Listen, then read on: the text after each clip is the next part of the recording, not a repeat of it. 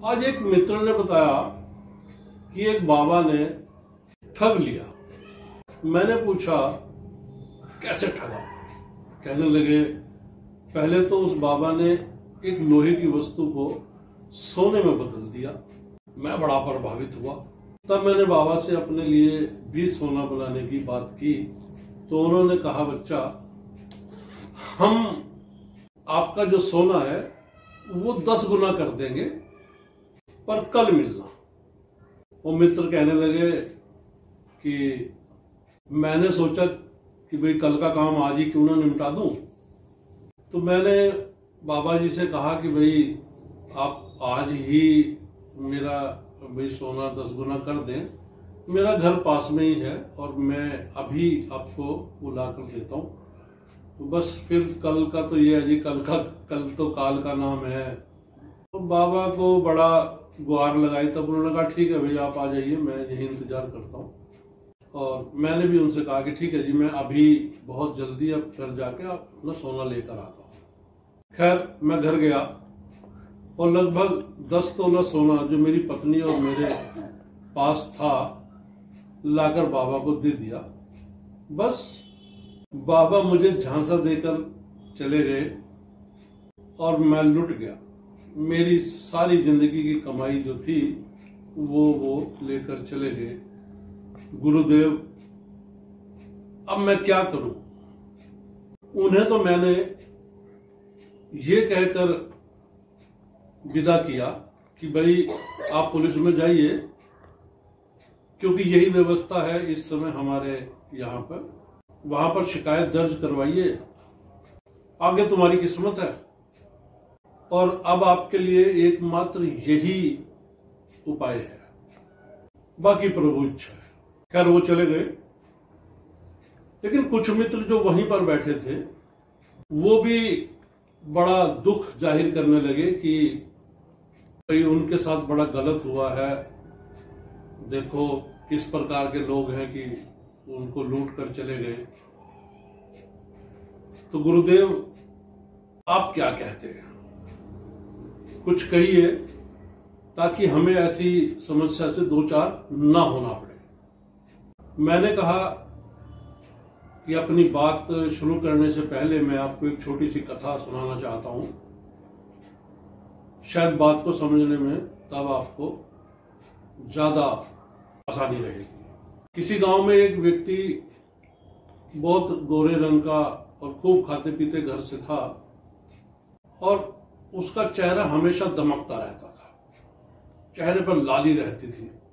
तो एक गरीब व्यक्ति जो वहां पर उसी गांव में था वो उसको देखकर बड़ा चिढ़ता था कि भाई अरे इसका तो चेहरा इतना लाल रहता है, ये इतना बिल्कुल ऐसे रक्त टपक रहा हो जैसे उसके चेहरे से, और मेरा चेहरा बिल्कुल, मैं गोरा तो हूं लेकिन मेरा चेहरा जो है वो बहुत ही ज्यादा पीलेपन पर है। तो उसने गांव में जैसे लोग बैठक में बैठे होते हैं या कहीं किसी पेड़ के नीचे बैठकर विश्राम कर रहे होते हैं, तो वहां उसने जिक्र कर लिया किसी से। तो एक समझदार आदमी वहां बैठे थे, उन्होंने कहा कि भाई ऐसा है, ऐसा कुछ नहीं है, आप अच्छा खाओ पियो, आपका भी रंग ऐसा हो जाएगा। लेकिन वो इस बात को मानने को तैयार नहीं था। उसको लगा कि वो विशेष तो कुछ करता है। उसने लगातार 2-4 दिन लोगों से पूछा तो लोगों ने कहा कि ये तो बेवकूफ है, इसको थोड़ा सा दूसरे तरीके से समझाते हैं। उन्होंने कहा देख भाई, ये व्यक्ति तू इसको कब देखता है? बोले जी जब मैं ये कभी गांव में आ रहा होता है घर से बाहर निकलकर, तो मैं जैसे ही देखता हूं तो इसका चेहरा बड़ा लाल होता है। तो बोला तुझे पता नहीं है शायद कि ये जब भी घर से निकलता है तो अपने दोनों गालों पर 10-10 थप्पड़ मार लेता है, तो वो लाल हो जाते हैं। तू भी ऐसा कर लिया कर।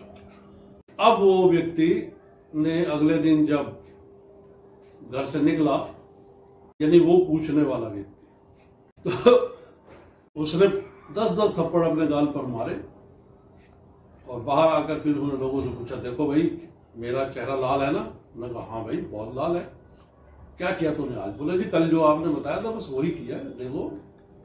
अब हुआ क्या कि वो थप्पड़ मारते रहने से 15-20 दिन के अंदर वो लाली तो गायब हो गई, वहां पर काले काले निशान पड़ने लग गए। तब उसको अकल आई कि भाई ये मुझे जिसने भी सलाह दी वो गलत सलाह दी थी। वास्तव में जिन बुजुर्ग ने मुझे कहा था कि भाई ये कुदरत की देन है, अच्छा खाओ, अच्छा पियो और शुद्ध विचार रखो, तो आपके चेहरे पर भी ऐसी ही चमक आ जाएगी। मैं समझता हूं कि बात काफी समझ आ गई होगी आपको कि हमें अगर किसी विषय का ज्ञान ना हो तो लालचवश हमें कुछ नहीं करना चाहिए।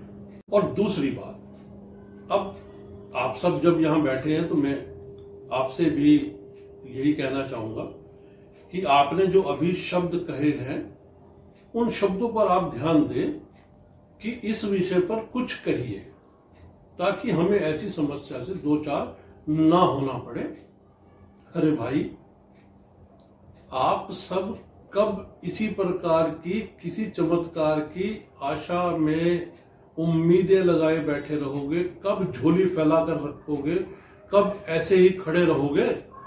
ताकि सीख लेने की, सीखने की नहीं, कुछ सीख यानी शिक्षा लेने की आस भी हो, ताकि मेरा ज्ञान बढ़ सके। ऐसे ही अभी जो मित्र अपना सारा सोना उन महाशय को दे आए हैं इस उम्मीद के साथ कि उसमें बढ़ोतरी हो जाए, तो आप कब तक अपने आप को धोखा देते रहोगे?